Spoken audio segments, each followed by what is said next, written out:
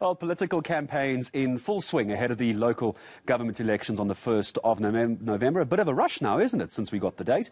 Many political parties are expected to launch their manifestos in the next few weeks. Let's get the initial thoughts of the political storm that we're expecting as far as politicking is concerned. Political analyst Sipho Seepe from the University of Zululand. Prof, morning to you. Always good to have you here on ENCA. And before we talk about how the manifesto launches are going to go, heard a very interesting conversation on radio yesterday. It seems there's really only one or two political parties that have bothered to get posters printed, namely Action SA and also the EFF, based on the conversations I was hearing. What are you making of that so far?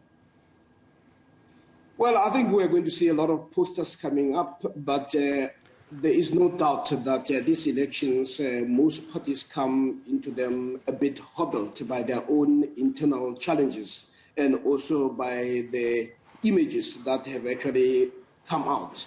If you take, for instance, your earlier report on the ANC has been hobbled by its own internal challenges and also the image that it has to clean before it could win the voters. First, you have a party that has always portrayed itself as party of workers, but it's a party that has failed even to observe the most basic conditions of service for its own workers, employees. So that doesn't endear itself to workers.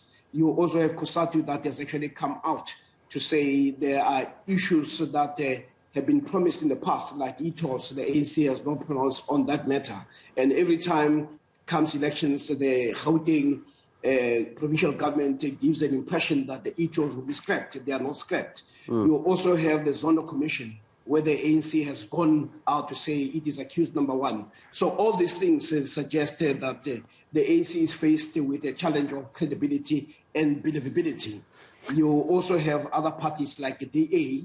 Last time you had Musima Mane, who had been since ejected out of the organization, and that doesn't give a good impression on the party's own track record in dealing with the black leaders. One remembers the likes of Lindiwe Masibugo. You remember the likes of Mampela Rampele, Patricia Dileo. So you have that track record that it must actually address if it is going to win the voters' confidence that you are also a party that is inclusive. Prof, let me come in there, but you touched on the ANC very briefly. Let me address the elephant in the room as far as politics is concerned. The ANC is broke.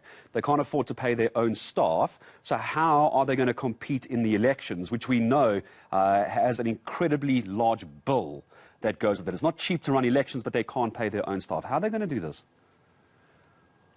Well, that would be very interesting. Remember, this is the same organization whose leader was able to amass millions, and some people have suggested that he has been able to amass a billion rands for his own candidacy. The question then people must ask, what happened to all those donors? Why have they not come?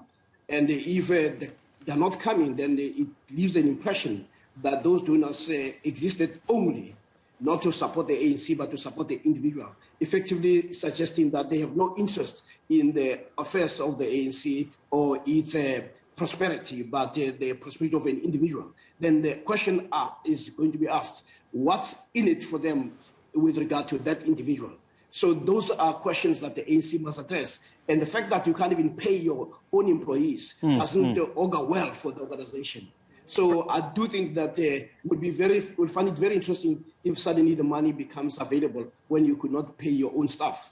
Prof, I've got about a minute and a half left with you. I'd like to talk about the issue of parties working together as well, because we've been speaking to a number of various potential mayors as part of our series, Make Me Your Mayor. And coalition seems to be a bit of a dirty word. Some are saying it's the only way you can govern at a local government level. Others are saying absolutely not interested. Where do you see coalitions in all of this? Last question to you, Prof.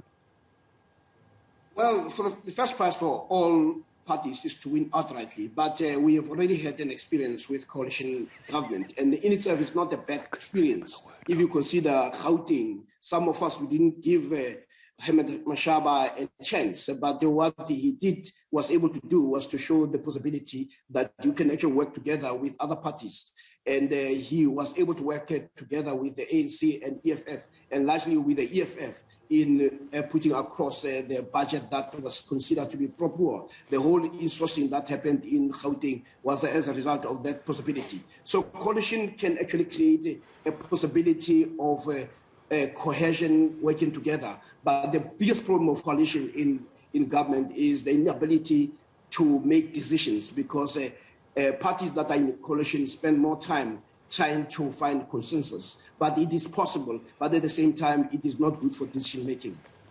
Well, always a pleasure, political analyst Professor Sipho Seepe from the University of Zululand, talking about posters and how the parties are going to get ready for the very quickly approaching local government elections.